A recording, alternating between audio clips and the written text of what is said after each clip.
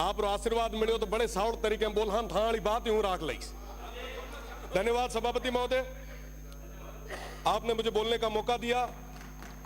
सबसे पहले मैं शिव की जनता का धन्यवाद देना चाहूंगा कि उन्होंने एक अध्यापक के बेटे पे विश्वास जताया और प्रदेश की सबसे बड़ी पंचायत में सबसे युवा सदस्य बनने का मौका दिया। शिव की देवतुल्य जनता का मैं धन्यवाद देता हूं। साथ ही साथ मैं वर्तमान सरकार को बहुत बहुत धन्यवाद देता हूं कि वो यूथ पॉलिसी ले आए। घुमंतुओं और अर्ध घुमंतुओं के लिए पट्टे की व्यवस्था आपने की, जैसा कि पहले मैंने निवेदन किया था, इस सदन में मांग उठाई थी, उस पे काम हुआ, मैं उसकी बधाई देता हूं। साथ ही साथ राइजिंग राजस्थान एक सफल आपका आयोजन रहा, मैं उसकी भी आपको खूब खूब बधाई देता हूं। साथ ही साथ राइजिंग राजस्थान में हम सभी को जाने का मौका मिला, उसके एमओयू के बारे में पढ़ने का मौका मिला। रोज अखबारों में बहुत बड़ी बड़ी बातें उसको लेके लिखी जाती थी। 35 लाख करोड़ के एमओयू हुए, बहुत बढ़िया है, होना चाहिए, स्टेट आगे बढ़ना चाहिए, विकास होना चाहिए, बहुत ज्यादा जरूरी। और जब उसके अंदर देखा कि 35 लाख करोड़ के एमओयूज में और क्या क्या है, तब पता चला कि साहब 28 लाख करोड़ तो हमारे अक्षय ऊर्जा के हैं। बहुत अच्छी चीज है, सब स्टेट में ऊर्जा तो होनी चाहिए। अगर आप वेस्टर्न राजस्थान से ऊर्जा उत्पादित कर रहे हो, ये तो वाकई बहुत बड़ी चीज है, मैं इसके लिए धन्यवाद देता हूं। पर साहब इसकी कीमत कौन चुका रहा है? इसकी कीमत आज के समय में वो सीमांत के लोग चुका रहे हैं। उस अक्षय ऊर्जा के नाम पे आप जितनी भी बिजली जनरेट कर रहे हो, आप बताएं कि इस स्टेट को क्या मिल रहा है उसके बदले। पावर ग्रिड से हम आंध्रा को, तेलंगाना को, बाहर देश के अलग अलग राज्यों को बिजली दे रहे हैं। क्या हमारे किसानों को पूरी बिजली आज हम दे पा रहे हैं क्या? पेल घर में ना जिका चीज की जरूरत है वही तो पूर्ति आप कराओ। आज के समय में हमारे किसानों को कहीं बिजली नहीं मिल पा रही। जो जमीन थोड़ी बहुत बची थी ओरण और गोचर, उसको भी आपने पूरे तरीके से मल्टीनेशनल कंपनीज के चरणों में रख दिया। आज पूरे किसान बहुत ज्यादा परेशान है, पर उनकी बात कोई नहीं कर रहा। विकास की बात आई, हमने सोचा कि साहब मैन्युफैक्चरिंग यूनिट यहां लगेगी, खूब सारे युवाओं को रोजगार यहां मिलेगा।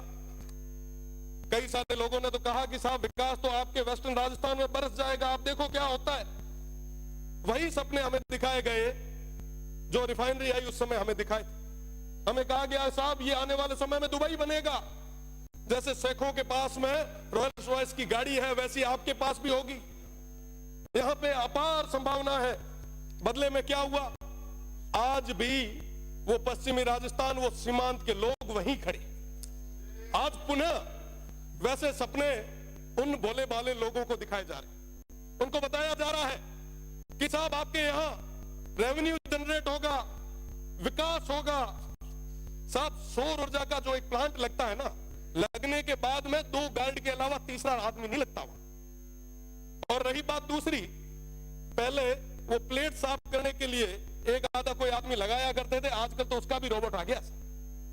और वहां पे पूरे तरीके से वन्य संपदा थी, उसको पूरे तरीके से खत्म कर दिया गया। अभी महाराज जी कह रहे थे लंपी की बात, पिछले लंपी के दौर में हमने भी खूब सारा प्रयास किया। गाय हम सभी के लिए पवित्र है, भगवान रूपी है। पर साहब आप बताएं कि जब ये ओरण और गोचर खत्म हो जाएगा तो वो गौ माता कहां जाएगी? आज उसकी बात कौन कर रहा है? पिछले दिनों भैया गांव में ओरण पे अनैतिक तरीके से, अवैध तरीके से वो अलॉटमेंट हो रहे थे। हमने मांग उठाई, वो लड़ाई लड़ी, बदले में क्या? मुकदमे। क्या मुकदमों से डरा दोगे? क्या मुकदमों से दबा दोगे? मैं आपको कहना चाहूंगा कि वाकई अगर आप चाहते हो, वाकई अगर आप युवाओं के साथ हो, वाकई आप अगर किसानों के साथ हो, मैं आपसे निवेदन करना चाहूंगा कि आप 70% अनस्किल्ड और सेमी स्किल्ड में प्राइवेट जॉब्स में रिजर्वेशन लाएं और कहें कि साहब जहां पे ये काम हो रहा है वहां के युवाओं को हम वरीयता देंगे। आप लाए? आप नहीं ला पाएंगे। मैं चैलेंज करता हूं, अगर आप ले आ पाए तो आप कहोगे वहां खड़े रहने के लिए हम लोग तैयार हैं। साहब आज इस तरीके से आप ये जो काम कर रहे हैं वाकई बहुत दुखद है। लाखों की संख्या में खेजड़ियां कट रही है, वन्य संपदा खत्म हो रही है। आप याद करो तेजाजी महाराज को बाबू जी को, हड़बू जी को, अमृता देवी जी को, जम्बेश्वर भगवान को, सब पर्यावरण के लिए उन्होंने, पर्यावरण के लिए उन्होंने क्या क्या नहीं किया, पर आज बदले में क्या हो रहा है? हम एक तरफ एक पेड़ मां के नाम लगा रहे हैं और दूसरे तरफ 100 पेड़ किसके नाम पे काट रहे हैं? जवाब मांगती है ये जनता, स्टेट देख रहा है। और मैं तो पश्चिमी राजस्थान के उन तमाम हमारे 47 माननीय सदस्यों से मैं कहना चाहूंगा, अगर समय रहते आपने उस क्षेत्र की आवाज को नहीं रखा तो वो जनता तैयार बैठी है। ये 1 साल निकल गया, 4 साल निकल जाएंगे, पता नहीं चलेगा। साहब उन लोगों के लिए, उन सीमांत के लोगों के लिए अगर कुछ भला कर सको तो कर लो, इससे बड़ा कोई मौका नहीं आना है। आप जिस सौर ऊर्जा की बात कर रहे हो, आप जिस विंड की बात कर रहे हो, मैं बताना चाहूंगा वो विंड जहां लगता है आसपास के 500 मीटर उस परिधि में कोई भी इंसान और आने वाली पीढ़ी वो सुन नहीं पाएगी।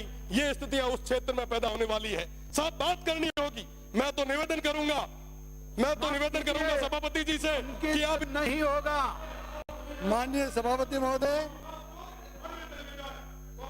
हाँ?